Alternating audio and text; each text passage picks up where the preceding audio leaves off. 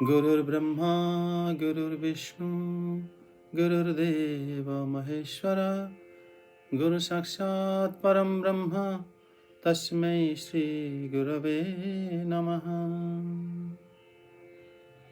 ओम नमो भगवते वासुदेवाय। श्री चैतन्य चरितामृत आदि लीला तृतीय परिच्छेद श्लोक 10 और 11।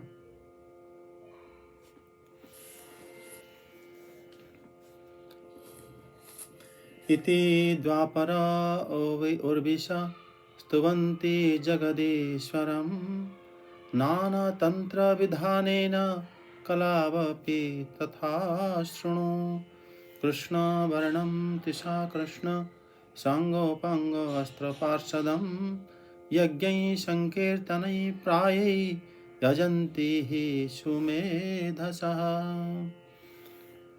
ये श्लोक में ये श्रीमद् भागवतम की एकादश स्कंद का है और पंचम अध्याय का श्लोक 31 और 32 श्लोक को श्री कविराज गोस्वामी पाद श्री भगवान की जो अवतार की जो कारण बता रहे हैं। हम लोग जो प्रथम जिस दिन चैतन्य चरितामृत शुरू करे थे वहाँ पर जो श्लोक उन्होंने पहले बताए थे, चतुर्थ श्लोक में उन्होंने श्री भगवान की अवतार का जो गौण कारण है, जो मुख्य कारण नहीं है, उसी कारण को अभी हम लोग सुन रहे हैं।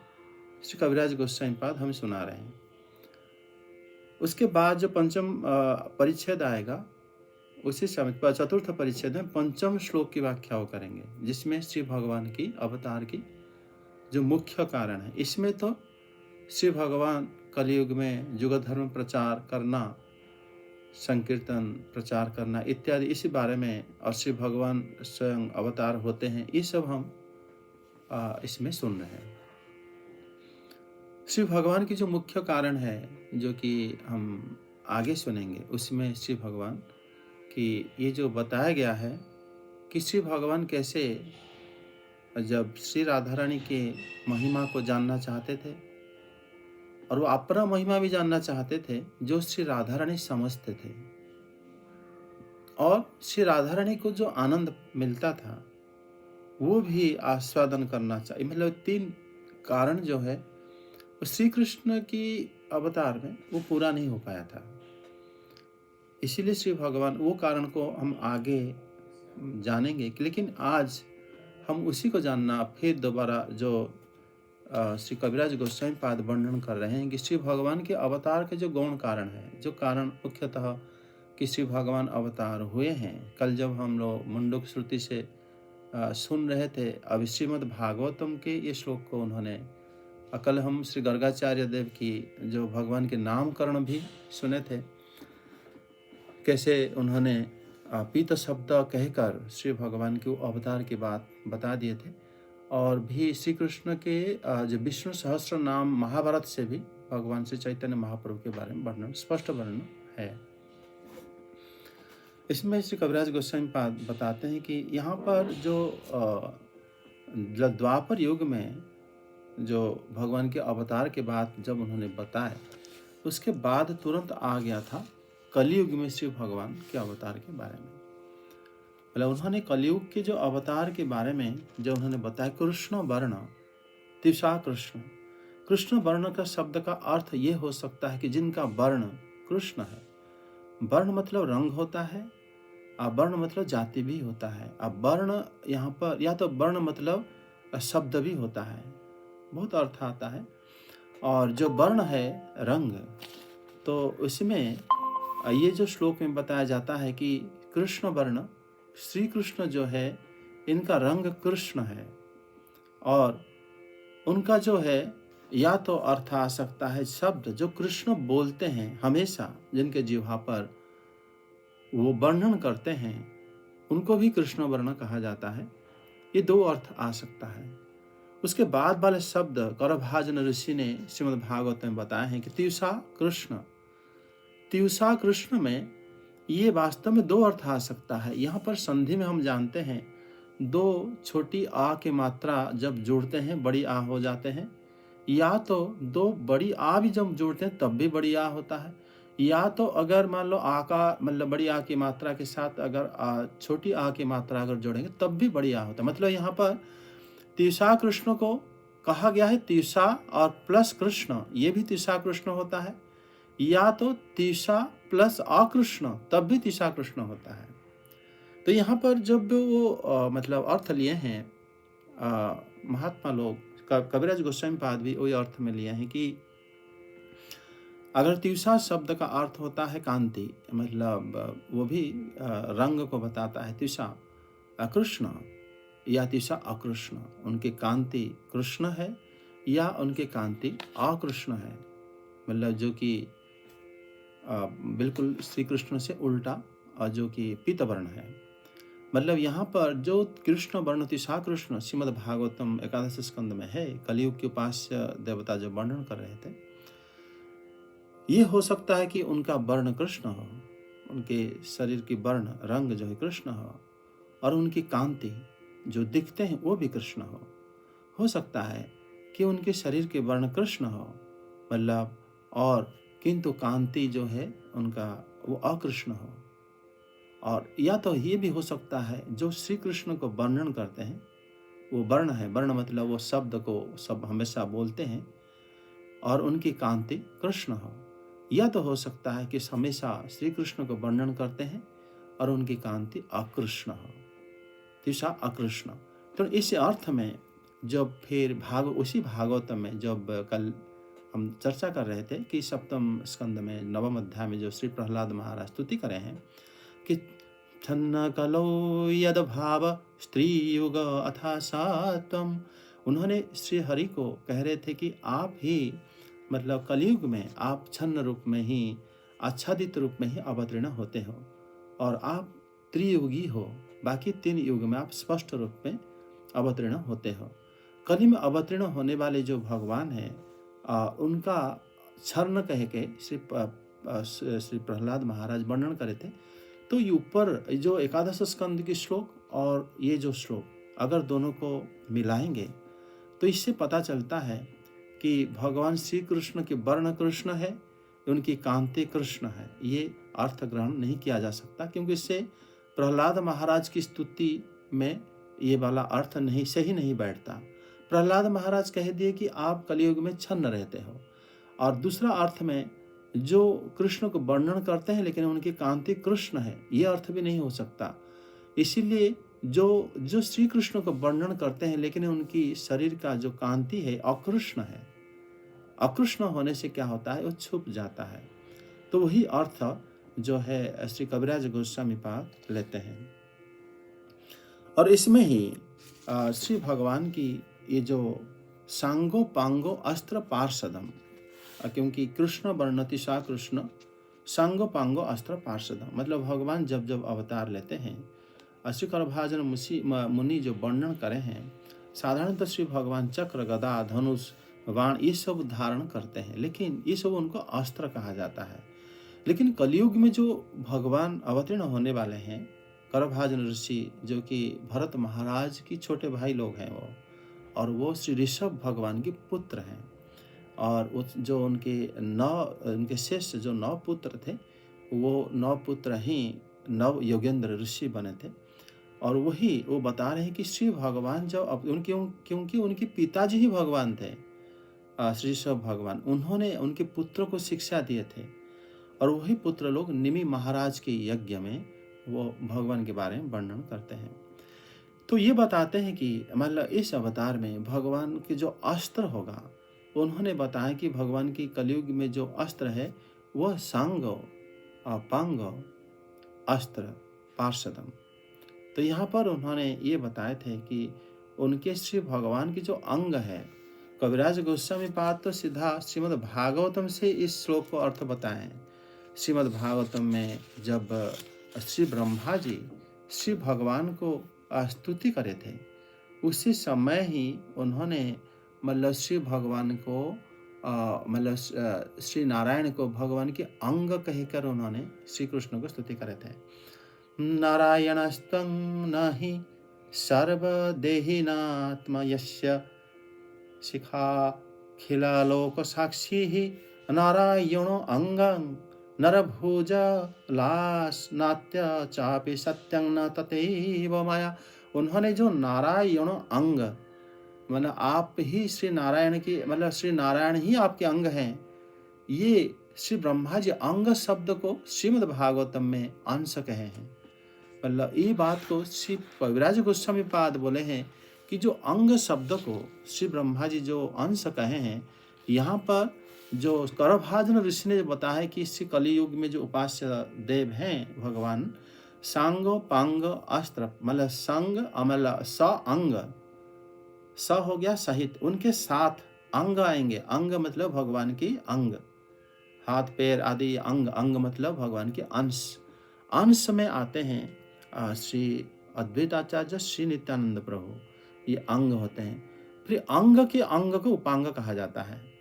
श्री नित्यानंद प्रभु श्री अद्वैत आचार्य की जो अंश होते हैं, जैसे श्रीवास ठाकुर आदि और भगवान की जो भी अन्य अन्य भक्त, श्री मुरारी गुप्ता आदि जो भगवान के भक्त सब, श्री बरकेश्वर पंडित आदि, मतलब वो लोग जब श्री भगवान के अंग के ही अंश होते हैं, उनको उपांग कहा जाता है कि यही लोग ही कलयुग में भगवान के क्या होंगे ना, यही लोग ही भगवान की अस्त्र पार्षद, अस्त्र। क्यों उनको कहा गया कि ये लोग अस्त्र होंगे? क्योंकि ये अस्त्र की सहायता से, जैसे भगवान हमेशा धर्म संस्थापनार्थ हम धर्म को स्थापन करते हैं, ये अस्त्र के माध्यम से ही भगवान हमेशा अपने भक्तों के, अपने मतलब अस्त्रों के, अपने अंग उपांग के माध्यम से ही उन्होंने कलयुग के जो कल्मशों को उन्होंने नाश कराए थे और धर्म को स्थापन करे थे। तो यहाँ पर श्री गौरांग महाप्रभु, इसीलिए या इस श्लोक में जब श्री कविराज गोस्वामी पाद श्रीमद् भागवतम से लिए हैं, वो बताते हैं कि यहाँ पर सांगोपांग अस्त्र पार्षदम, यहाँ पर श्री भगवान जो जिस अस्त्र सहायता से वो माने कली के रूप कलमश को नाश कर, ये भगवान के बहिरंगा कारण है, गौण कारण है, जिस कारण में बताया गया है कि भगवान युग धर्म को स्थापना कैसे करते हैं। इस अवतार में श्री भगवान के मतलब उनके जो पार्षद हैं, उनके जो अंग उपांग है, वही लोग के जरिए ही श्री भगवान हम जगत में सबको उद्धार करे थे। ये भी देखा जाता है कि श्री भगवान के जो भक्त होते हैं श्री चैतन्य महाप्रभु के, वो मतलब नरोत्तम हमारे जो पद में गाया जाता है, वो पद वासुदेव देवकी नंदन, क्योंकि भगवान के पद बहुत सारे भक्त लोग सब गायन करे हैं।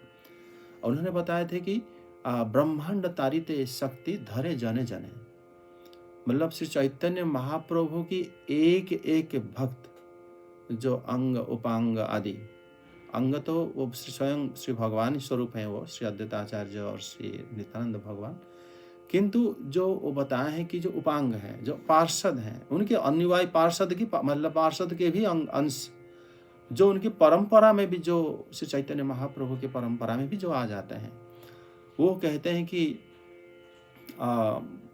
महात्मा गान करते हैं कि ब्रह्मांड तारित शक्ति, वो हर एक में शक्ति इतना है, एक एक ब्रह्मांड को उद्धार कर देंगे। वो ब्रह्मांड में जितने पशु पक्षी जीव जंतु, जितने मतलब लोग रहते हैं, जितने देवता रहते हैं, सबको उद्धार करने की शक्ति एक एक भक्त में है, जो श्री चैतन्य महाप्रभु के अनुयायी है खाली। तो आप चिंता करके सोचो कि भगवान की ये जो अवतार कितना शक्तिशाली है। और दूसरे अवतार में भगवान सारे असुरों को खुद स्वयं वध करना पड़ता था, या तो मतलब उनके जो अंग हैं, मतलब भगवान के श्री बलराम जी के तत्व में जो आते हैं, या स्वयं श्री भगवान स्वयं वध करते थे और असुर लोगों को भक्त उनको उद्धार कर देते थे। लेकिन यहाँ पर कलयुग में असुर तो भरे भरे पड़े हैं, सबको उद्धार वैकुंठ प्राप्ति या भगवत धाम प्राप्ति के लिए इनके एक एक पार्षद, उनके अंग और उपांग, यही उनके अस्त्र होते हैं। ये बात करभाजन ऋषि बताते हैं। वैसे अस्त्र रूप में ही श्री भगवान कलयुग में अवतीर्ण होते हैं। लेकिन उनको पूजा कैसे किया जाएगा? वो क्या यज्ञ ही संकीर्तन ही प्राय यजंती, इनको कहा जाता है कि उनको पूजा करने की तरीका है संकीर्तन, संकीर्तन के माध्यम से उनको पूजा किया जा सकता है। मतलब कली के उपास्य अवतार की पूजा उपकरण, जैसे हम पूजा करने के लिए फूल और हम लोग लेते हैं अगरबत्ती, दिया, भगवान को भोग चढ़ाते हैं और फिर और हम स्वयं जल रखते हैं पास में और हम नहा धो के आके पवित्र होकर मंत्र उच्चारण करके आगम विधि से भगवान को पूजा करते हैं। लेकिन वो कह रहे हैं कलयुग में भगवान को पूजा करने के लिए जो है उपकरण है हरिनाम। श्री रूप गोस्वामी पाद जब भक्त रसायन सिंधु में वर्णन करते हैं, वो यद्यपि सारे अंग को वर्णन करते हैं और उन्होंने भगवान को मतलब भक्ति का 64 अंग को वर्णन करते हैं, कैसे भगवान को भक्ति किया जाता है। लेकिन जब उन्होंने वर्णन करने के बाद कहे तार मध्य मतलब हरिनाम संकीर्तन जो है सर्वश्रेष्ठ है, कि मतलब हरिनाम संकीर्तन जो है जितने उपकरण है भक्ति का और जितने भी पूजा उपकरण है भगवान को पूजा करने का, वो कहते हैं उसके अंदर हरिनाम संकीर्तन श्रेष्ठ है। और इसमें कहते हैं कि यहाँ पर हरिनाम संकीर्तन के माध्यम से ही भगवान को पूजा किया जाता है कलयुग में। अगर आप नाम नहीं कर रहे हो, अगर आप भगवान के नाम संकीर्तन नहीं कर रहे हो, अब अगर आप भगवान के नाम को बड़े श्रद्धा से मुंह से ले नहीं रहे हो, तो फिर आप क्या पूजा करोगे? भगवान को फिर आप पूजा नहीं कर सकते। तो आपका कोई भी योग्यता नहीं है श्री भगवान को कलयुग में पूजा करने के लिए। तो ये क्योंकि ये कहते हैं श्री गौरांग महाप्रभु को नाम संकीर्तन प्रिय है और उनको पूजा करने की सर्वश्रेष्ठ अगर कोई पूजा उपकरण है तो वो है नाम संकीर्तन। हरिनाम अगर आपके पास है तो आप उनको पूजा कर ही लोगे। तो इसी प्रकार ही उन्होंने मैंने कली के जो अवतार की जो बारे में बताया गया है, सुमेध तत्व को बताते हैं। जिनका बुद्धि उत्तम है और जो बुद्धिमान है उनको सुमेध कहा जाता है।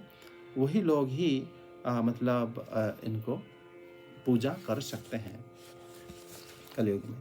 तो इसीलिए यहाँ पर श्री कविराज गोस्वामी पाद भगवान की ये जो कारण है कैसे अवतार हुए हैं इसके बारे में भागवतम के श्लोक को उन्होंने सुना है और उसके बाद बता रहे हैं कि भगवान की जो अवतार, सुनो भाई यही सब चैतन्य महिमा, यही श्लोक कहे तार महिमार सीमा। मतलब इस श्लोक में ही भगवान की महिमा संपूर्ण रूप से व्याख्या हुआ है। कृष्ण वर्ण तिषा कृष्ण सांगोपांग अस्त्र पार्षदम यज्ञ संकीर्तने प्राय यजंती ही सोमेधसः। और के बता दे कृष्ण यही दोई वर्ण जाहार मुख वर्ण सदा जार मुखे, अथवा कृष्ण के तोहे वर्णे निज मुखे निज सुखे। कृष्ण वर्ण शब्देर अर्थ द्वैत प्रमाण, कृष्ण बिनो तार मुखे नहीं आई से आन। ये कह रहे हैं कि जो कृष्ण वर्ण शब्द है, श्री कविराज गोस्वामी पाद कह रहे हैं कि यही जो दो वर्ण है, जो शब्द है, ये उनके मुख से हमेशा निकलता है और कुछ वो बोलते ही नहीं है।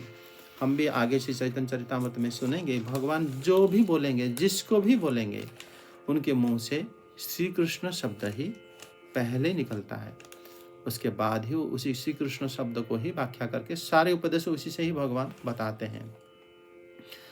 के हो तारे बोले यदि कृष्ण वरण, आर विशेषणे तार करे निवारण, देह कांत्ये इह तेह अकृष्ण वरण, अकृष्ण वरणे कहे पीतांबरम। इस जगह में आप बता रहे हैं कि अगर हम श्री कृष्ण का जो वर्ण को, अगर हम श्री कृष्ण का रंग ले लेंगे तो इसी श्लोक में विरोधाभास सृष्टि हो जाएगा, क्योंकि उसके आगे करभाजन ऋषि ने बताए हैं कृष्ण वर्ण तिसा कृष्ण, मतलब वहाँ पर भी वर्ण के बारे में, अंग की कांति के बारे में, शरीर के रूप के बारे में भी वर्णन किया गया है। इसीलिए पहला जो कृष्ण वर्ण है हम उनको भगवान के रंग के लिए नहीं ले सकते, अगर लेंगे तो विरोधाभास होगा। इसीलिए हम पहला जो वर्ण को हमें ये लेना होगा कि हमेशा जो श्री कृष्ण को बोलते हैं वही है कृष्ण वर्ण। तीसरा कृष्ण जो है वो है देह की कांति। ये बात 55 जो प्यार में श्री कविराज गोस्वामी बताए हैं। उसके तो बाद सर उन्होंने दिए की कांति है तो फिर तो छन्न कलो वाली बात को वो हो जाता है सर, तो हाँ, उसी अकृष्ण में ज्यादा हाँ, देह की कांति जो है अकृष्ण है, वहाँ मतलब छन्न हो गया छुपी है, ना, कृष्ण नहीं है, छुपे हैं। अकृष्ण है। और वहाँ पर वो शब्द के अंदर भी वो छुप के बैठे हैं, त्रिषा कृष्ण। वहाँ पर तीसा और अकृष्ण मिल के तीसा कृष्ण होता है। कोई अगर उसको तीसा और कृष्ण कह देगा, वो भी फिर छन्न कलो नहीं होगा। छन्न तो वही है, कृष्ण है, मेरा तीसा है, फिर अकृष्ण है। फिर इस प्रकार से भगवान की अतिशा हो गया। कृष्ण की ही हाँ कांति है लेकिन छुपे हैं वो। हाँ, तीसा हो गया कांति, फिर तीसा कृष्ण में कृष्ण हो गया, फिर मतलब कृष्ण वर्ण हो गए। लेकिन वहां पर अकृष्ण, हाँ, अकृष्ण होने से फिर वो छुप गए और ज्यादा। हाँ, वह शब्द में भी छुपे हुए हैं, वैसे उनके लीला में भी श्री भगवान छुपे हुए हैं। तो यहाँ पर वो बताए हैं कि इस अकृष्ण शब्द से श्री भगवान को यहाँ पर श्री कविराज गोस्वामी पाद बताते हैं। उसके बाद उन्होंने बता रहे हैं कलो कलो यं विद्वांस स्फुटभिजयन्ते द्युति भराद कृष्णांग कृष्णं मखविधिभिरुत्कीर्तनामयी उपास्यञ्च प्राहौर्यमखिल चतुर्थाश्रमञ्जुषा स देवश्चैतन्याकृति रतितरांतः नः कृपयतुः। ये श्लोक को उन्होंने श्री कविराज गोस्वामी पाद स्तवमाला से लिए हैं, जो श्री रूप गोस्वामी पाद के द्वारा रचित है। मतलब वो कहते हैं कि जो विद्वान लोग कलो यंग विद्वांसः, जो विद्वान लोग हैं, कलयुग में अवतीर्ण भगवान जो हुए हैं, उनके कांति की अधिकता से पीत वर्ण वाले श्री कृष्ण के जो उच्च संकीर्तन प्रधान यज्ञ द्वारा अर्चना करते हैं, जिनको समस्त सन्यासियों का उपास्य कहकर वर्णन किया जाता है, वही चैतन्य विग्रह श्री गौरांग देव हम पर कृपा करें। ये बात श्री रूप गोस्वामी पाद स्तवमाला में उन्होंने खुद रचना करे हैं कि देव चैतन्याकृति रतित अरांग न कृपा यत हो, वो हम सबको कृपा करें। ये यहाँ पर उन्होंने बताए हैं प्रत्यक्षताहार तपता कांचेन रद्युति जहार छटाय नासे अज्ञान तमस्तति।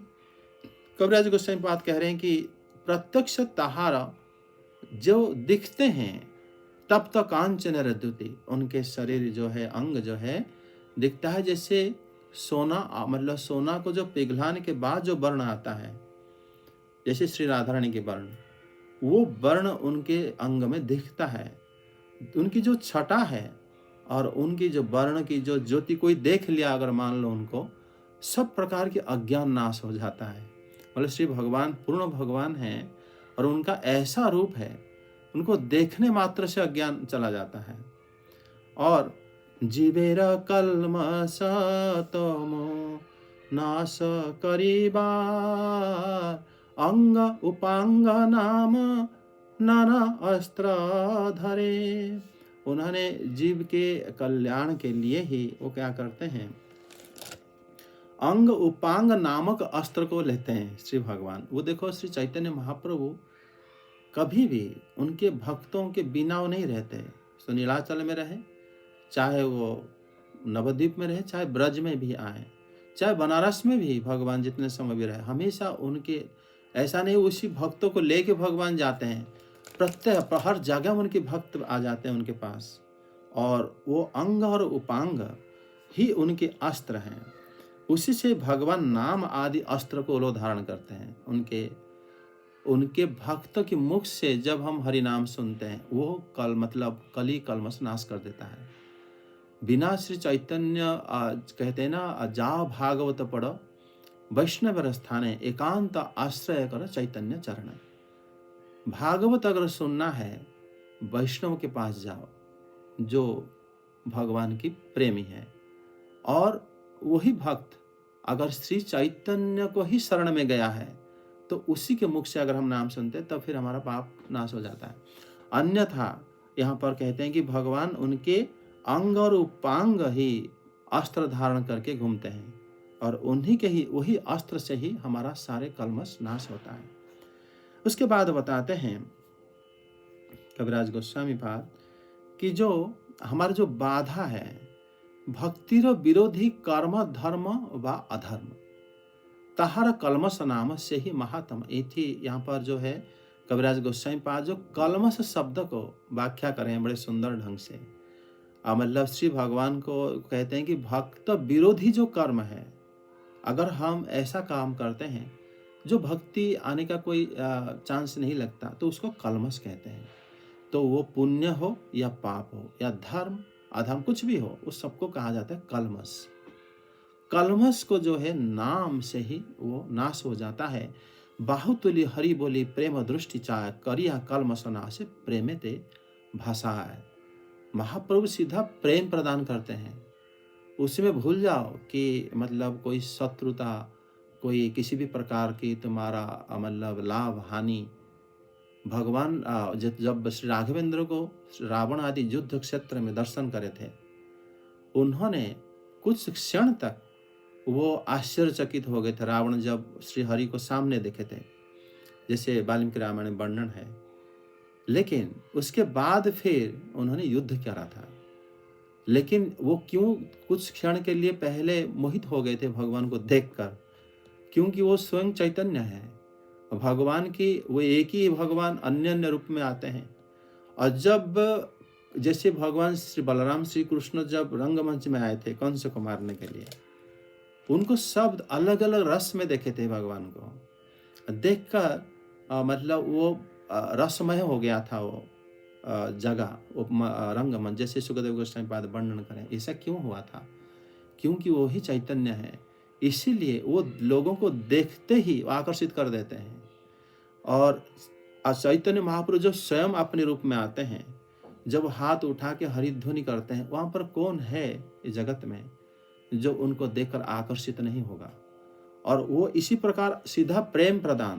प्रेम मतलब आप अपना जो पुण्य करा है, जो पाप करा है, वो सब गया, और आप जो भगवत भक्ति को इतने दिनों से युगों से अपना अन्वेषण कर रहे थे वो भी पहुंच जाएगा। उसके साथ साथ आप कृष्ण प्रेम में प्लावित हो जाओगे, मतलब आप आकर्षित हो जाओगे, और आपके हृदय में पूरा निष्पाप होकर आप रोने लगोगे। मतलब उसके बढ़कर और क्या दान हो सकता है? इसलिए तो रूप गोस्वामी पाद कहते हैं कि नमो महाबदानाय बदानाय कृष्ण प्रेम प्रदायते। मतलब श्री चैतन्य महाप्रभु दर्शन से प्रेम दे देते हैं। प्रेम अगर मिल गया तो खत्म। आपको गर्मी हो रहा है, सर्दी हो रहा है, क्या पहने हो, घर कहाँ पर है, आप खाना खाए हो नहीं, क्या सब भूल जाओगे आप। अगर प्रेम आपको मिल गया तो आपका विस्मरण ही हो जाएगा सब कुछ। तो उसके बाद आप आनंद में ही भास रहोगे, आनंद में ही आप मग्न रहोगे। फिर आपका अब फिर आपको क्या चाहिए? आपको सब लोग तो प्रेम के लिए ही तो काम करते हैं, उनको प्रेम नहीं मिलता है, इसलिए अनेक प्रकार के कार्य वहाँ पर मतलब मग्न हो जाता है।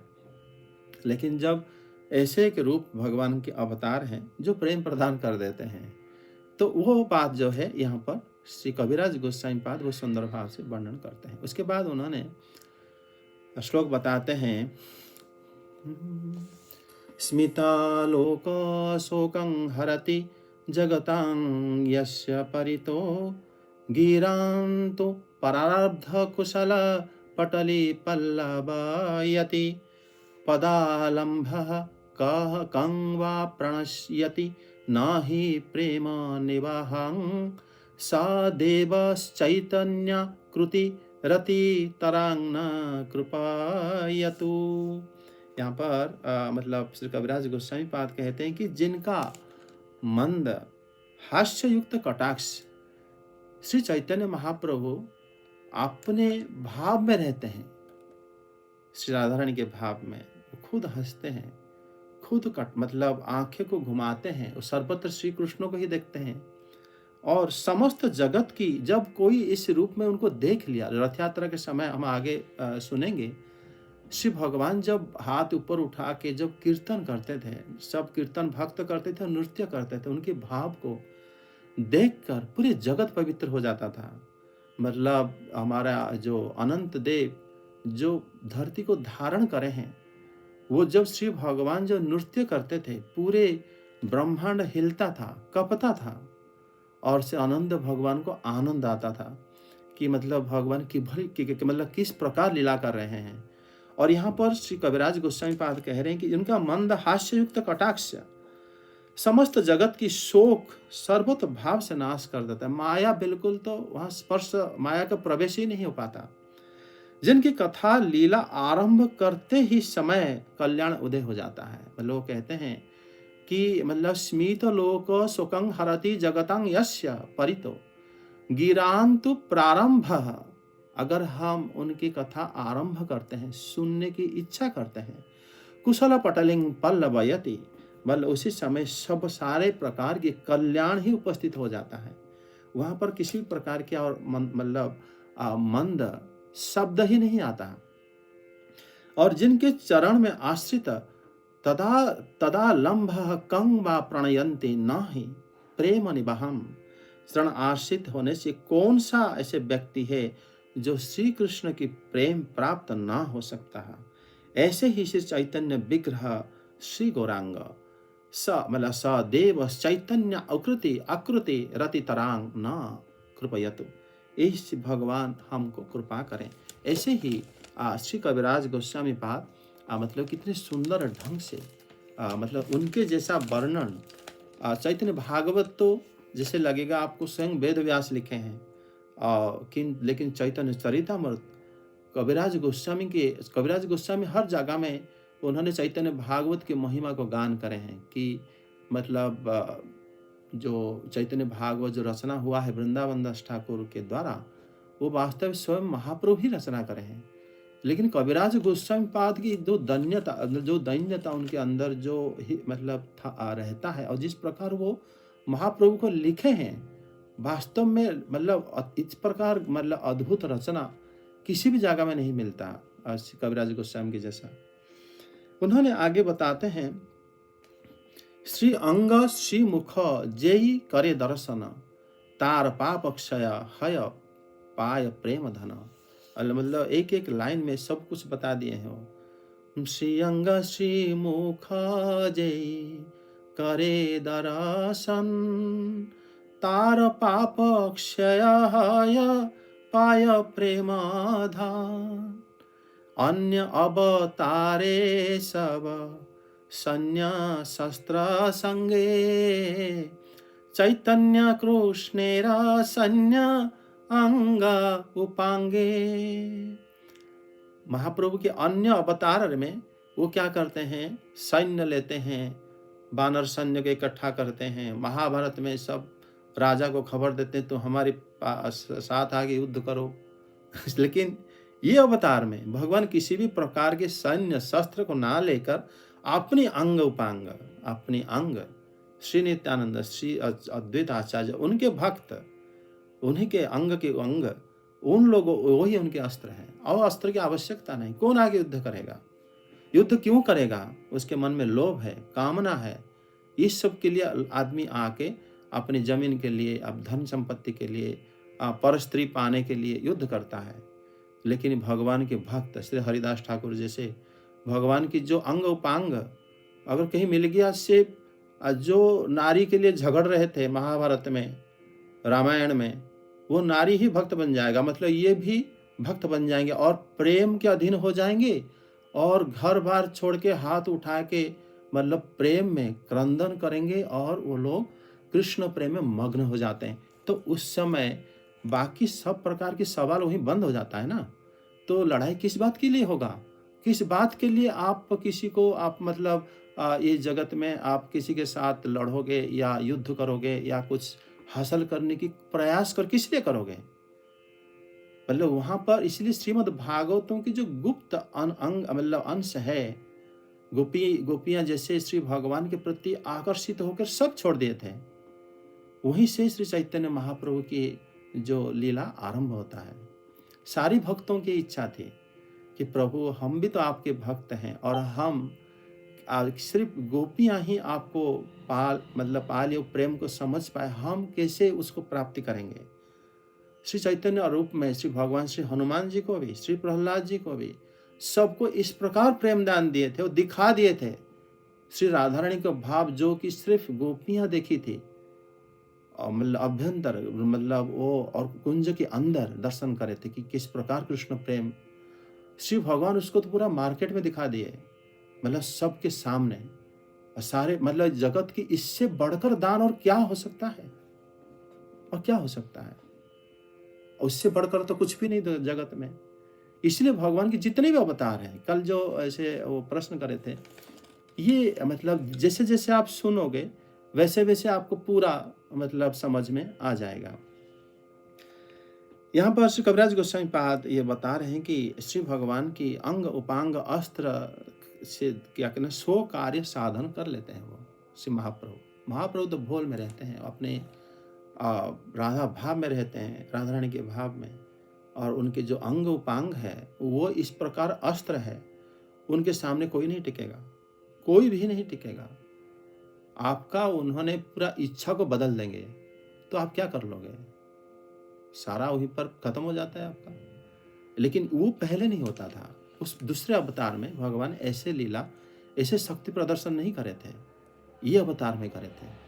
और उन्होंने अंग शब्द जो उन्होंने बताया, अंग उपांग अस्त्र करे स्वकार्य साधन, अंग शब्द अर्थतार सुन द्यामन, अंग शब्द अंश कहे शास्त्र प्रमाण। इस जगह में जो मैंने बताया था, श्री कृष्णदास कविराज गोस्वामी प्रभु कह रहे हैं कि अंग शब्द का अर्थ अंश है, ये बात शास्त्र से मैं बता रहा हूँ। जो श्लोक उन्होंने श्री ब्रह्मा जी जो श्री कृष्ण को बोले थे, नारायणो अंग नरभुज लायनत चापे सत्यं न तदेव माया।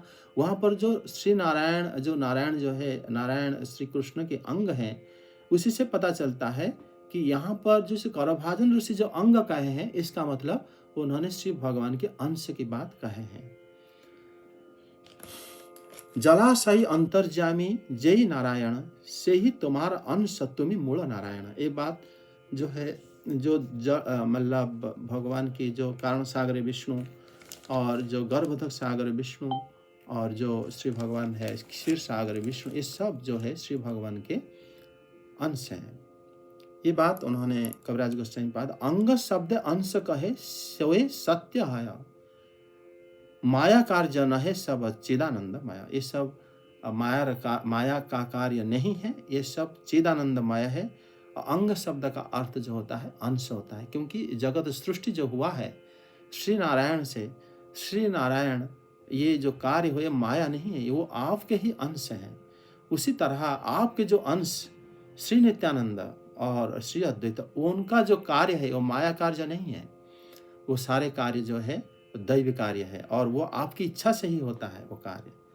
अद्वैत नित्यानंद चैतन्य दुई अंग, अद्वैत नित्यानंद चैतन्य दुई अंग, अंगेर अबया बागण कहे ये उपांग। अंग की जो अंग है, अंग की जो अंश है, अंश के अंश को उपांग कहा जाता है, जिसको करभाजन ऋषि ने वर्णन करे हैं। अंगो पांग तीक्ष्ण अस्त्र प्रभुर सहिते, से ही सब अस्त्र है पाषांड धड़िते। पाषांड जो होते हैं, जो पाषांड की तरीके के मतलब मुख्य जो कृष्ण भक्ति से दूर है पाषांड है। और नित्यानंद गोसाई साक्षात हलधर, अद्वैत आचार्य गोसाई साक्षात ईश्वर, स्वयं श्री भगवान श्री नित्यानंद है हो गए स्वयं हलधर, स्वयं बलराम जी, और अद्वैत आचार्य स्वयं महाविष्णु, एवं श्रीवास पारिषद जो सन्य संगे लया दुई सेनापति बोले कीर्तन करिया। मतलब लोग कहते हैं ये दो सेनापति हैं महाप्रभु के, श्री हलधर, श्री नित्यानंद और श्री अद्वैत। ये दोनों ही सारे पार्षदों को लेकर, उपांग को लेके मतलब घूमते रहते हैं। यहाँ पर ऐसा नहीं कि जो दुश्मन सामने आएगा शंख फुंकाया जाएगा, आएंगे फिर लड़ाई होगा। ये तो ऐसे हैं, ये घूम रहे तुम दुश्मन हो कहाँ कहाँ, घर घर हर एक जगह अपने भक्तों का ऐसे प्रचार करके भेजे हैं, वो ढूंढ ढूंढ के उनको नाश करके आते हैं, ऐसे हैं। और भगवान के ऐसा ये अवतार में हुए थे। संकीर्तन प्रवर्तक श्री कृष्ण चैतन्य, संकीर्तन यज्ञ तार भजे से धन्य। संकीर्तन यज्ञ की जो प्रवर्तक है वो ही श्री कृष्ण चैतन्य महाप्रभु हैं। और जो व्यक्ति संकीर्तन यज्ञ से भजन करता है वो वास्तव में धन्य है। ये बात कविराज गोस्वामी पाद कहते हैं। सेई तो सुमेधा आर कुबधि संसार। ये संसार में वो व्यक्ति को छोड़ के जो हरिनाम प्रेम से लेता है, बड़े आदर से समझता है कि ये हरिनाम स्वयं भगवान इसको प्रचार करे हैं और बड़े दया करे हैं पूरे जगत के ऊपर, मेरे ऊपर। जो ये भाव के, ये सोच के बड़े श्रद्धा से भगवान के नाम लेता है, वास्तव में उस उम्मीद है। बाकी सारे कुबुद्धि है संसार में, सर्व यज्ञ हईते कृष्ण नाम यज्ञ सार।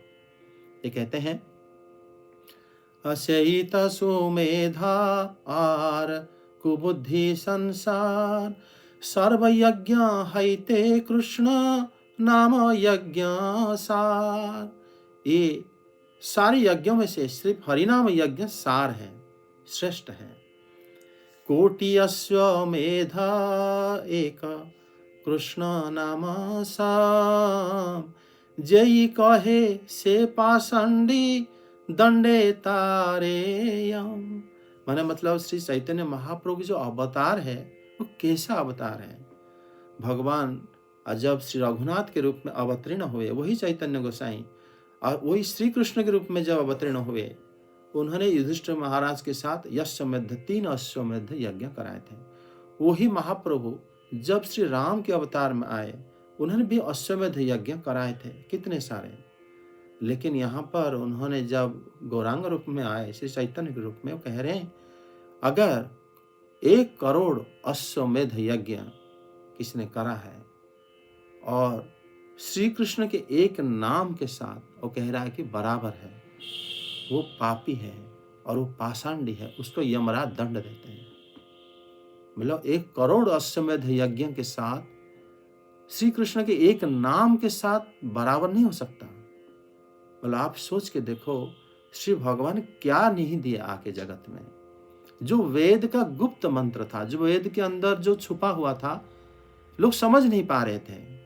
यहां तक कि मैं गुरुदेव बताते हैं, जब राजा नृग, जब उन्होंने गोदान कर रहे थे, इतने गोदान करे थे, उनके समय के राजा अम्बरीश भी हुए थे।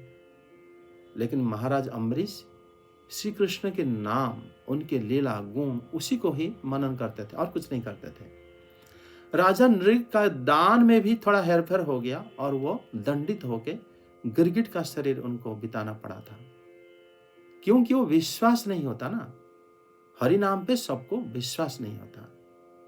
और जिसको होता है, इसलिए कहते हैं 1 करोड़ अश्वमेध, अगर उसी समय में भी किसको पता होता, वो तो श्री कृष्ण के नाम ले लेते प्रेम से, हो गया करोड़ अश्वमेध यज्ञ से ज्यादा हो गया हमारा।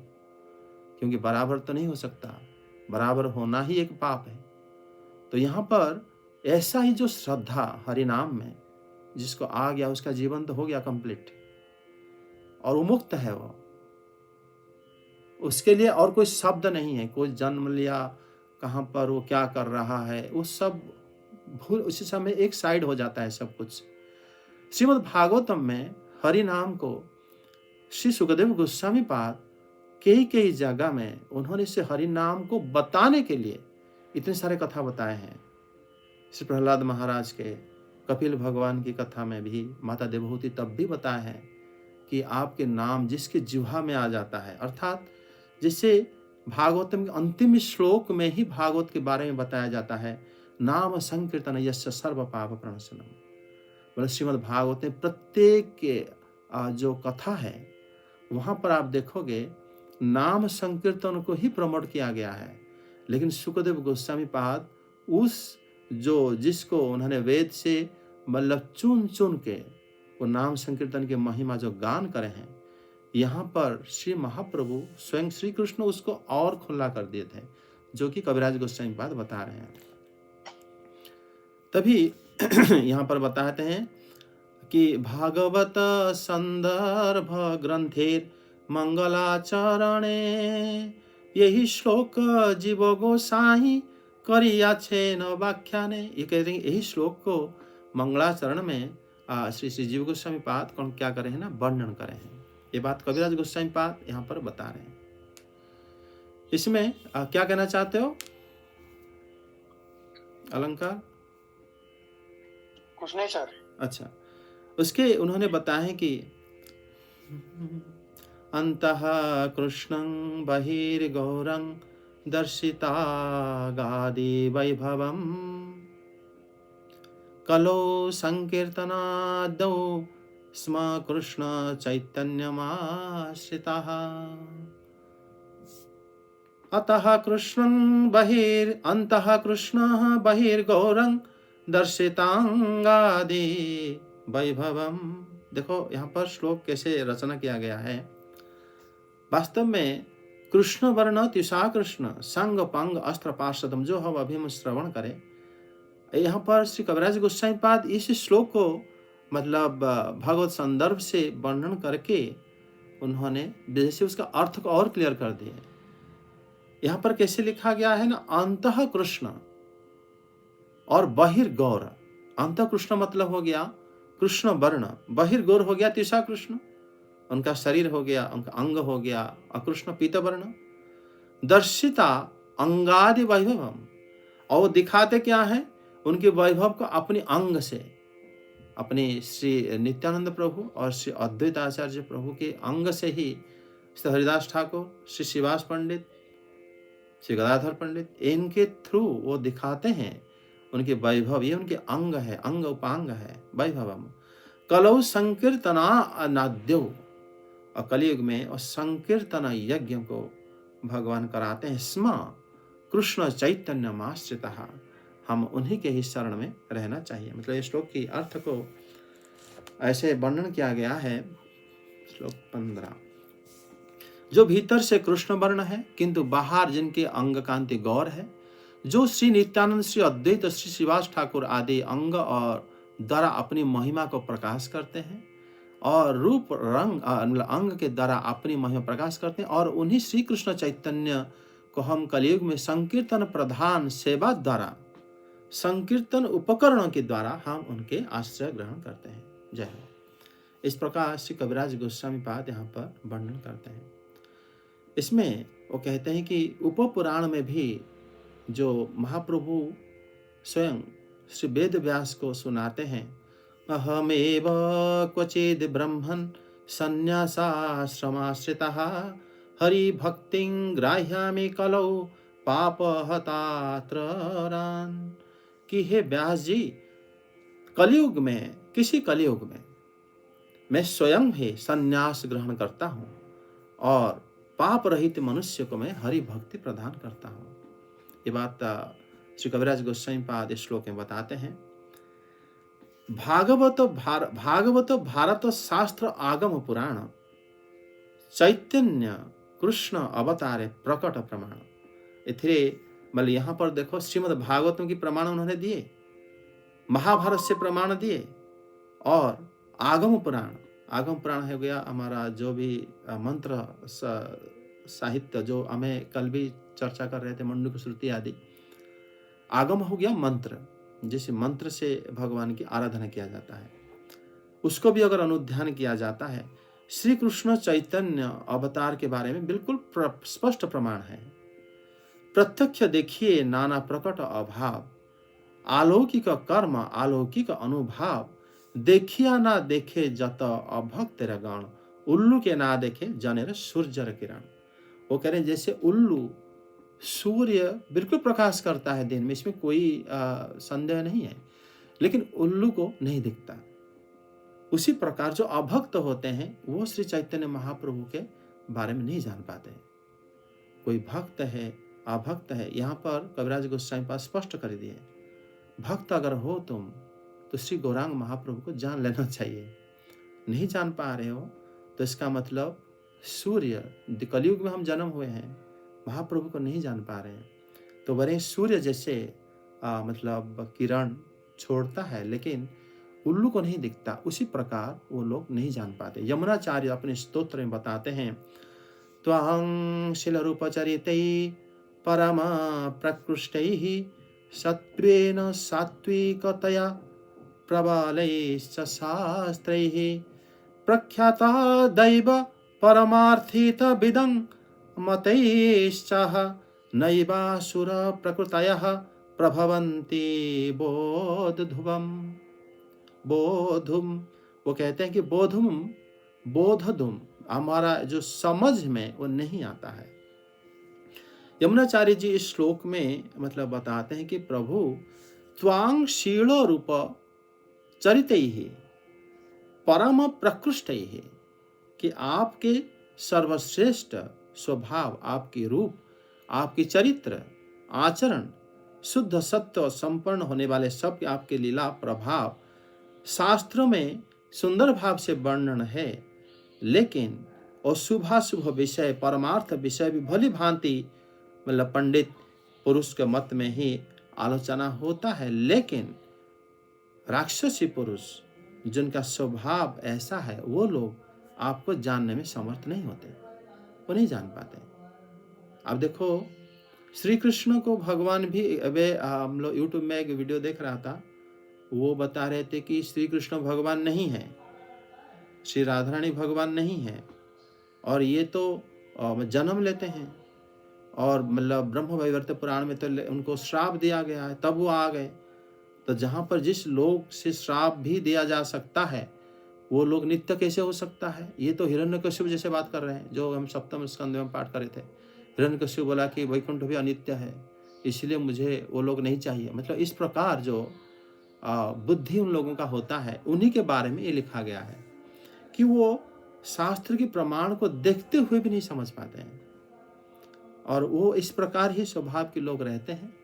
और इसीलिए मतलब भक्त संग उसी हिसाब से करनी चाहिए, और उनको हरिनाम संकीर्तन से ही उनको उपदेश भी नहीं देना चाहिए, लेकिन हरिनाम संकीर्तन सुना सकते हैं उनको। वो घर में बैठे होंगे, हम बाहर संकीर्तन करके निकल जाएंगे, उनके कान में पड़ेगा। इस प्रकार द्वारा भी उनको उपकार किया जा सकता है। यहाँ पर श्री कविराज गोस्वामी पाद कह रहे हैं कि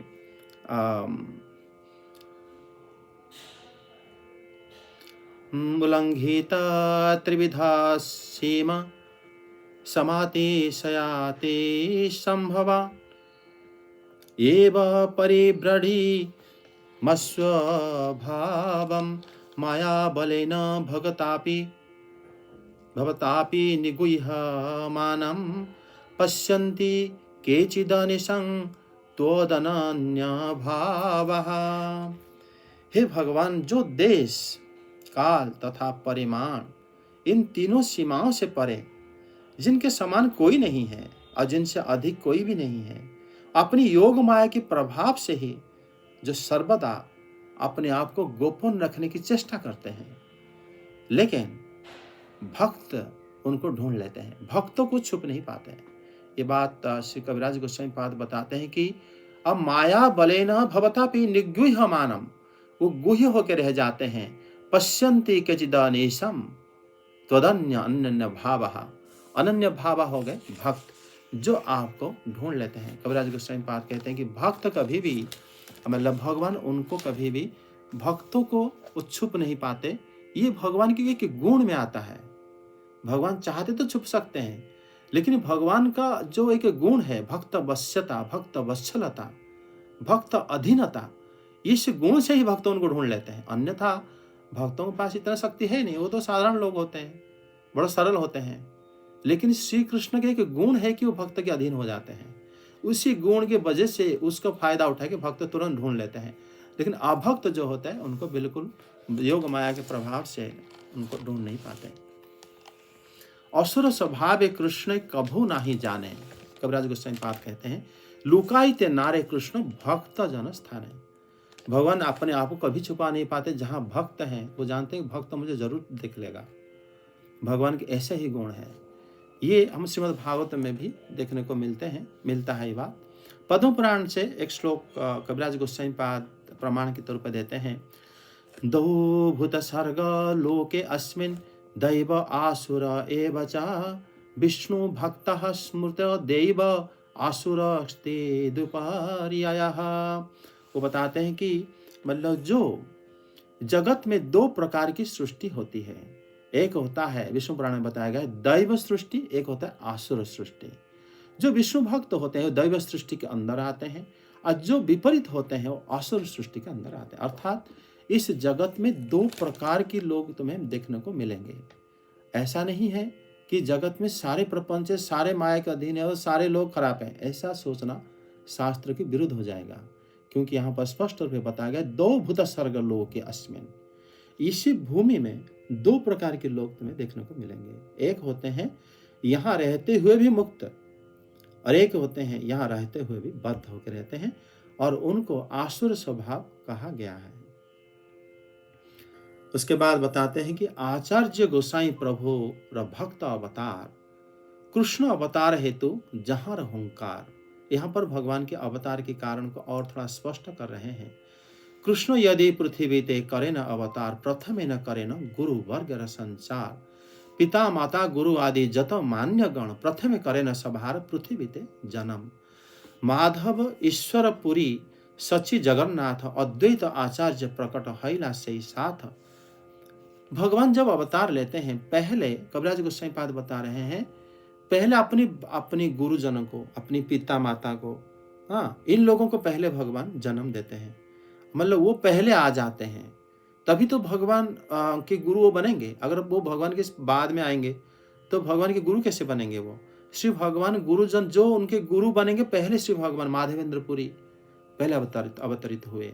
उसके बाद ईश्वरपुरी वो पहले अवतरित हुए। उसी समय श्री अद्वैत आचार्य वो भी अवतरित हुए, एवं श्री हरिदास ठाकुर वो भी अवतरित हो गए। और भगवान के पिता श्री जगन्नाथ मिश्र वो अवतरित हो गए। और श्री नीलाम्बर चक्रवर्ती जो भगवानଙ୍କର अजा से अवतीर्ण हो गए, और तांकर झील हेले श्री सची माता से भी अवतीर्ण हो गए। प्रथमे एमाने ये सब अवतरित हुए। अवतरित होने के बाद उसके बाद जब वो अवतरित होते हैं, वो संसार को फिर देखते हैं, वो संसार में उनको अलग लगता है। श्री हरिदास ठाकुर जो कि जहाँ वो जन्म होंगे हरिनाम ही करेंगे।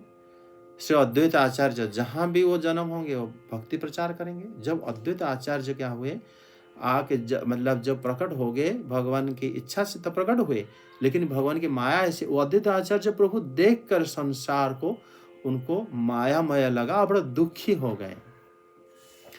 प्रकट या देखिए आचार्य सकल संसार, कृष्ण भक्ति गंधहीन विषय व्यवहार। देखो हम लोग भी जन्म हुए हैं, हम संसार को जब देखते हैं, हम तो अपना काम ढूंढते हैं, कैसे काम मिलेगा, पैसा मिलेगा, और फिर हम अपने इंद्रिय तृप्ति करें, ये हम जो दिखता है। लेकिन जब श्री अद्वैत आचार्य प्रभु जब मतलब प्रकट हुए, देखे संसार को, वो देखे सब लोग कृष्ण भक्ति से हीन है। बताओ इस संसार में कृष्ण भक्तिहीन क्यों नहीं मिलेंगे? ये तो सब लोग कृष्ण भक्ति से हीन है। लेकिन उनको ये बात बहुत असह्य लगा। ये होता है श्री कृष्ण की माया, योग माया। उनको ये सहन नहीं कर पाए। वो ये क्यों कृष्ण भक्ति क्यों नहीं कर रहे हैं? वो कृष्ण भक्ति क्यों करेंगे?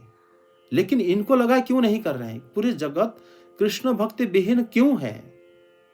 कहते हैं कि कोहे केहो पाप केहो पुण्य, करे विषय भोग, भक्ति गंध नाही जाति जाय भव रोग। वो कह रहे कई लोग पुण्य काम करते हैं, कई लोग पाप करते हैं। ये क्या है? भक्ति कहाँ है? श्री अद्वैत आचार्य प्रभु वो उनको ऐसा फील हुआ, ऐसा लगा। ये लगने के पीछे ही लीला शक्ति श्री भगवान की अवतार के कारण बना दिए। पहले तो अवतार में श्री ब्रह्मादि देवता भगवान को ध्यान करें कि आप अवतरित हो, लेकिन यहाँ पर स्वयं कारणदक्षाई विष्णु ध्यान कर रहे हैं कि आप अवतरित हो। मतलब उनको जब संसार की दुख देखा नहीं गया, वो देखे कि लोको गति देखिए आचार्य करुण हृदय, विचार करे न लोक कैसे हिता है। उन्होंने सोचे लोगों का अच्छा कैसे होगा। उनको देखकर उनके हृदय, ईश्वर हैं, ईश्वर जो होते हैं, साधारण देवता भी जो होते हैं वो करुणा हृदय होता है उनका। देवता जो लक्षण उनका होता है वो कभी भी निष्ठुर नहीं होते देवता। और ईश्वर जो होते हैं वो तो और करुणामय हो जाते हैं, उनका स्वभाव है। और देवता को कुछ मांगो दे देंगे, ईश्वर जो होते हैं और ज़्यादा दे देंगे। ये बात हमारा जो चैतन्य भागवत में है कि ईश्वर स्वभाव, उन्होंने जो वर्णन करे एक जगह में वृंदावन दास ठाकुर, होने की वजह से इनके पास कुछ धन नहीं था। वो मतलब भगवान के बारे में जो बताए हैं, वो मतलब जब मैंने पढ़ा था बड़ा आश्चर्य लगा था। जब उस टाइम हम हमारे पिता के साथ हम चर्चा करे थे, वास्तव में ईश्वर जब संसार में आते हैं, जैसे अद्वैताचार्य ईश्वर हैं, और कोई भी व्यक्ति लीला शक्ति अगर कोई भी जाके कुछ मांगे तुरंत दे देंगे, तुरंत। देवता भी अगर जन्म लेते हैं जगत में, देवता का स्वभाव रहता है वो अभावी होते हैं। देवता स्वर्ग में होते हैं, उनके पास धन संपत्ति रहता है, लेकिन अगर वो इस जगह में जन्म हो गए गलती से, उनके पास धन नहीं मिला, क्योंकि देवता होते वो देने वाले होते हैं। वो कोई भी कुछ मांगा तुरंत दे देंगे। वो जानते हैं कि मतलब हमारे पास बहुत कुछ है और भगवान हमें दे देंगे। लेकिन वो कृपण होता है जो मनुष्य होता है, असुर वृत्ति तो मतलब ज़्यादा लोगों से छीनने की आदत रहता है। और नर जो होते हैं वो लोग मतलब रखते हैं, संचित का संचय कर, लेकिन देवता कुछ नहीं रखता। हो देवता से ऊपर होते हैं भक्त। ईश्वर जो होते हैं, यहाँ पर ईश्वर देखिए वो करुणा हृदय है उनका। और ईश्वर जो है श्री कृष्ण से कहते हैं अपनी श्री कृष्ण यदि करें अवतार, बताओ मतलब इनके दुख के लिए ये स्वयं ईश्वर है, ये स्वयं भी आराम से सबको नाश कर सकते हैं। कौन? श्री अद्वैत आचार्य प्रभु। लेकिन प्रेम दान नहीं कर सकते, क्योंकि प्रेम, जिनका प्रेम है वो स्वयं दान कर सकते हैं, कोई दूसरा उनको दान नहीं कर सकता। दूसरा तो अवतारित होके उन्हीं को भक्ति करते हैं, उन्हीं की गुप्त धन को वो नहीं दान कर सकते। ये बात हम कल उसी में सुन रहे थे। यहाँ पर जो प्रेम दान जो है, उन्होंने कहे कि अगर श्री कृष्ण स्वयं आएंगे तो फिर लोगों का कल्याण होगा। नामो बिनु कली काले धर्म नहीं यार, कली काले कैसे हे वे कृष्ण अवतार। कलियुग में नाम के बिना तो कोई सार नहीं है। ये तो कलि संतरण उपनिषद में भी वर्णन है। ये बात अद्वैताचार्य भगवान जानते हैं, शास्त्र में है।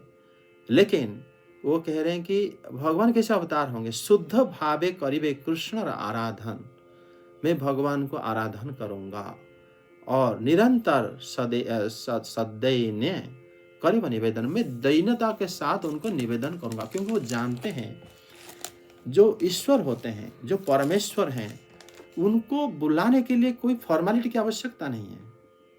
जैसे हम अगर जाएंगे प्रधानमंत्री को बुलाने, राष्ट्रपति को बुलाने, आप बहुत सारे फॉर्मेलिटी, या तो कलेक्टर को बुलाने कि आओ हमारे घर आओ, ऐसे नहीं आएंगे। कहेंगे हम क्यों तुम्हारे घर जाएंगे, पहले तो तुम मिलने नहीं देंगे। लेकिन श्री कृष्ण को या भगवान शिव को, इनको अगर आप बुलाना चाहते हो, बड़ा सिंपल है। ये जो बात यहाँ पर श्री अद्वैत आचार्य कह रहे हैं कि मैं शुद्ध भाव से मैं उनका आराधना करूंगा और मैं दैन्य भाव से उनको निवेदन करूंगा। आनिया कृष्ण करो कीर्तन संचार, तेव से अद्वैत नाम सफल अमार। मैं अद्वैत हूँ, मतलब मेरे जैसा कोई दुनिया में नहीं है, न अद्वैत, मैं अकेला हूँ, मेरा नाम ही अद्वैत है।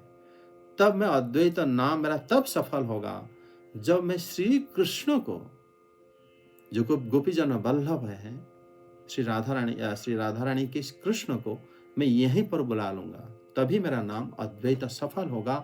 कृष्ण बस करीबे न कौन आराधन, विचारिते एक श्लोके आइला तार मन। उन्होंने सोचे मैं श्री कृष्ण को कैसे आराधना करूंगा उनके मन में। तब एक श्लोक भागवतम के श्लोक आए। देखो भागवतम के श्लोक ईश्वर भी ध्यान करते हैं। उन्होंने उस श्लोक को याद करें, उस श्लोक को याद करके उन्होंने पहले तो भागवत के श्लोक आगे याद कर, पहले उन्होंने गौतम तंत्र श्लोक को याद करें। भागवत में उस श्लोक को याद करें तृतीय स्कंद की, जो श्री ब्रह्मदेव श्री कृष्ण का आराधना करे थे। और यहाँ पर उन्होंने पहले गौतम तंत्र के श्लोक श्री अद्वैत आचार्य को याद आया। तुलसी दल मात्रेण जलस्य चुलोकेन वा विक्रीडिते स्वमात्मनम भक्तेभ्यो भक्तवत्सला। उन्होंने कही कि तंत्र शास्त्र में, तंत्र हो गया हमारा आगम शास्त्र, जिसमें वर्णन है कि जो भक्ति पूर्वक अगर कोई तुलसी दल और जल मुझे अर्पण करता है तो भगवान अपने आप को भक्त के निकट बेच देते हैं। मतलब वो सोच नहीं पाते उसको क्या रिटर्न दूं। अगर कोई लड्डू चढ़ाए तो उसको लड्डू दे देंगे, उस लड्डू के बदले में पैसा दे देंगे। कोई कपड़ा चढ़ाए वस्त्र दे देंगे। लेकिन कोई तुलसी चढ़ा, तुलसी को कैसे, वो तो मैं स्वयं हूँ, तुलसी जल मुझे चढ़ा दिया, मैं इसको क्या दूं? क्या मतलब भगवान उसी समय अद्वैत आचार्य श्लोक को विचार करें कि मतलब श्री भगवान ऋणी हो जाते हैं अगर तुलसी जल उनको चढ़ाया जाएगा। श्री कृष्ण मतलब उसका ऋण चुका नहीं पाएंगे और ऋण चुकाने के लिए स्वयं आएंगे। और इसी का मैं इसी श्लोक जो भगवान ने स्वयं इसी को गौतम तंत्र रे वर्णन कराए हैं, श्रुति शास्त्र उन्हीं का ही है और इसे नियम को तो भंग नहीं करेंगे। इसी नियम को उन्होंने अद्वैत आचार्य सोचे कि मैं ये क्यों ना करूं। तभी मतलब श्री कविराज गोस्वामी पाद कहते यही श्लोकार्थ आचार्य करे न विचारण। इसी श्लोक को उन्होंने विचार करे, कृष्ण को तुलसी जल दय जय जन, जो भी जन श्री कृष्ण को तुलसी जल देता है तार ऋण शोधिते कृष्ण करे न चिंतन, जल तुलसी रसम किछु धरे नहीं धन। मेरे पास ऐसे इतना धन नहीं है कि तुलसी और जल के मुकाबले कर सकता हूं मैं। और तबे आत्मा बेची करे ऋण रसोधन, ये तो भाव्य आचार्य करे न आराधन। आचार्य ठाकुर मतलब श्री अद्वैत आचार्य प्रभु, आचार्य ठाकुर तो होते हैं हमारा ये श्रीनिवास आचार्य प्रभु, किंतु अद्वैत आचार्य जो है वो कह रहे हैं, आचार्य प्रभु क्या कर रहे हैं, कह रहे हैं कि ये जो अर्थ को उन्होंने विचार करे कि अगर मैं तुलसी जल में शिव भगवान को आराधना करूं तो फिर शिव भगवान क्या होते हैं ना, ऋणी हो जाते हैं। वो फिर स्वयं आके ऋण की चुकाएंगे या तो मुझे पूछेंगे मैं क्यों उनको तुलसी जल दे रहा हूं। गंगा जल तुलसी मंजरी अनुक्षण, कृष्ण पाद पद्म भावी करे न समर्पण, कृष्णेर आह्वान करे करिया हुंकार, एमत कृष्णर करा इल अवतार, चैतन्य अवतार यही मुख्य हेतु, भक्तर इच्छा में अवतर धर्म सेतु। यहाँ पर कह रहे हैं कि अद्वैत आचार्य जब उनको बारंबार 3.5 ग्राम शिला को उन्होंने तुलसी एवं गंगा जल अर्पण करते हुए श्री भगवान को उसी श्लोक को मनन करते हुए श्री भगवान का आह्वान करते हुए उन्होंने हुंकार दिए। हुंकार होता है ओंकार ध्वनि को अगर हम दोनों सप्तक में लेते हैं उसको हुंकार कहा जाता है। तो अद्वैत आचार्य जब हुंकार करे भगवान बिल्कुल हिल गए, भगवान श्री कृष्ण, कि ये कौन हुंकार दे रहा है मुझे। और उन्होंने श्री भगवान इस प्रकार ही इस जगत में अवतीर्ण हुए थे। श्री अद्वैत आचार्य प्रभु को 7 कोटि प्रणाम, जिनके वजह से ही श्री भगवान की अवतीर्ण हुआ था। शास्त्र में ऐसे ही वर्णन है। उसके बाद श्री अद्वैत आचार्य जो है भागवतम के श्लोक मत भी याद कर रहे थे। तम त्वं भक्ति योग परिभावी तारोत सरोजा, आसस्य श्रुति शीतपथो अनो ननो नाथ पुंसाम, यदा यद्धिया तद उरुगाय विभावयन्ति, तत्व दपुः प्रणय से सदनुग्रहाय। इसमें बताते हैं कि हे नाथ, भगवान श्री ब्रह्मा जी श्री हरि को प्रार्थना करके बताते हैं, जब सृष्टि में हमारे भागवत में द्वितीय स्कंद में भी सृष्टि है, तृतीय स्कंद में भी सृष्टि है। तृतीय स्कंद की सृष्टि को श्री मैत्रेय मुनि वर्णन करे हैं, द्वितीय स्कंद की जो सृष्टि को स्वयं श्री ब्रह्मा जी वर्णन करें श्री नारद जी को। दोनों में अंतर है। द्वितीय स्कंद में जो सृष्टि प्रकरण है उसी समय आत्यंतिक प्रलय के बाद जो सृष्टि हुआ था, अर्थात उसी समय में कोई नहीं थे। प्रकृति के ऊपर श्री भगवान दृष्टि निक्षेप करे थे। उसके बाद महत्त्व सृष्टि हुआ था, फिर देवता लोग सृष्टि हुए थे, आकाश और वायु इत्यादि सृष्टि हुआ था। उसके बाद सब देवता मिल के श्री भगवान को प्रार्थना करे थे और श्री भगवान उनको विराट स्वरूप में स्थान दिए थे। और उसके बाद ब्रह्मांड की सृष्टि हुआ था, अनंत कोटि ब्रह्मांड भाषायमान हुआ था। उसी समय श्री ब्रह्मा जी वर्णन तो कर रहे हैं, लेकिन श्री ब्रह्मा जी स्वयं सृष्टि नहीं हुए थे। तो इस प्रकार में तृतीय स्कंद में जो सृष्टि वर्णन है श्री मैत्रेय मुनि बता रहे हैं, वो है नैमित्तिक प्रलय के बाद जो श्री ब्रह्मा जी को एक दिन जब समाप्त होता है, उसके बाद दूसरे दिन भी सृष्टि होता है। उस समय भी श्री ब्रह्मा जी को तपस्या मतलब प्रण करना पड़ता है, श्री भगवान से आशीर्वाद लेना पड़ता है, फिर जाके सृष्टि होता है। लेकिन द्वितीय स्कंद में जो सृष्टि के प्रकरण है, वो सृष्टि के समय श्री भगवान चतुश्लोकी भागवत श्री ब्रह्मा जी को शिक्षा दिए थे। ये बात हम तृतीय स्कंद में श्री उद्धव जी के जब श्री भगवान श्री कृष्ण बताते हैं कि मैं पाद्मकल्प में श्री ब्रह्मा जी को मैंने ये भागवत शिक्षा दिया था। ये जो स्तुति है, ये तृतीय स्कंद की है। श्री ब्रह्मा जी कह रहे हैं कि श्रुति क्षिप पथो ननु नाथ पुंसाम। यहाँ पर मतलब कहते हैं कि हे नाथ, वेदादि शास्त्र को सुनने से आपकी प्राप्ति का उपाय जाना जाता है। ये कुछ श्रीधर स्वामी पादी बढ़िया मतलब व्याख्या करे हैं जो अपनी टीका में, कि कहते हैं कि श्रुतेन श्रवणे नेक्षितः पंथा यस्य, मतलब आपके गुणों को सुनने से ही आपके रास्ता मिलता है, आपको पाने के रास्ता या आपके बारे में आपको मतलब जानने के रास्ता, आपको भक्ति करने के रास्ता, ये सब सुनने से मिलता है। जब आपके बारे में हम सुनेंगे तब जाके पता चलता है, तभी आपके ऊपर आपके प्रति प्रेम भाव जागृत हो जाता है। इसीलिए ही उन्होंने बताया है कि आप भक्तों की हृदय कमल में वास करते हैं। ऐसे भक्तजन बुद्धि द्वारा शास्त्र विहित स्वरूप को भगवान के ध्यान करते हैं। उन्हीं के प्रति श्री भगवान कृपा करके अपने आप को प्रकट कर देते हैं।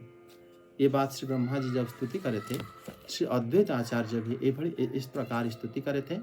तभी वो कहते हैं, यही श्लोकेर अर्थ कही संख्य पर सार, भक्तर इच्छा कृष्ण सर्व अवतार। और यहाँ पर श्री कविराज गोस्वामी पाद बहुत सुंदर भाव रे ये प्यार को समाप्ति कर रहे हैं, ये परिच्छेद को कह रहे हैं कि ये श्लोकेर अर्थ कही संक्षेपेर सार, भक्तेर इच्छाए कृष्णेर सर्व अवतार। मतलब एक छोटा सा लाइन में कविराज गोस्वामी पाद भागवत में जितने भी अवतार भगवान लिए हैं, सबका कारण बता दें कि हर एक अवतार श्री कृष्ण भक्तों की इच्छा से ही लेते हैं। भगवान अपने आप अवतार नहीं लेते हैं, पहले भक्त आता है, वो इच्छा करता है, तब श्री भगवान अवतार लेते हैं। यहाँ पर श्री अद्वैत आचार्य भक्त रूप, वो स्वयं भगवान होकर भी, स्वयं ईश्वर तत्व होकर भी, वो भक्त रूप में जैसे उन्होंने इच्छा करे तब श्री भगवान ने अवतार लिए थे। तभी ये कहते हैं कि चतुर्थ श्लोकर अर्थ हैला सुनिश्चित, अवतीर्ण हैला गौरव प्रेम प्रकाशित है। अभी इसे श्री रूप रघुनाथ पदे जार आस, चैतन्य चरितामृत कहे श्री कृष्ण दास। इति चैतन्य चरितामृत आदि लीला याम आशीर्वाद मंगलाचरणे चैतन्य अवतार सामान्य कारण नाम तृतीय परिच्छेद। यहाँ पर चैतन्य अवतार का जो है सामान्य कारण को उन्होंने जो प्रथम जो पहले जो आदि लीला में जो पहला परिच्छेद में जो श्लोक उन्होंने चतुर्थ श्लोक बताए थे, उसी श्लोक को उन्होंने व्याख्या करे इसी परिच्छेद में पूरा। वो श्लोक था, अनर्पित चरिचिरात करुणायावतीर्ण कलौ, समार्यपित पूर्णतो उज्ज्वल रसांश भक्ति श्रियम, हरि पुरट सुंदर द्युति कदम्ब दीप्ततः सदा, हृदय कंदरे स्फुरतु व सचे नंदन। श्री कविराज गोस्वामी पाद जब जैसे ही शुरू करे थे चैतन्य चरितामृत, उसमें पहला जो चतुर्थ श्लोक है, पहला 4 नंबर के श्लोक है, उसी को अभी हम लोग समझ रहे थे। वो श्लोक का अर्थ था, अनंत काल से जो प्रदान नहीं किया गया था, वो परम उज्ज्वल रस अपनी भक्ति संपत्ति को भगवान प्रदान करने के लिए कलियुग में भगवान अवतीर्ण हुए और स्वर्ण से अति सुंदर कांति से श्री सचिनंदन हरि सर्वदा हम सबको हृदय कंदर में स्फुरित हो। ऐसा ही उन्होंने श्री कविराज गोस्वामी पाद भगवान की गौण कारण को बताए।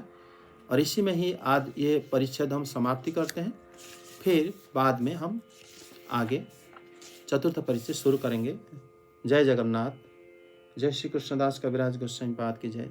श्री कृष्ण चैतन्य प्रभु नित्यानंद, श्री अद्वैत गदाधर शिवासादि गौर भक्तवृंद। हरे कृष्णा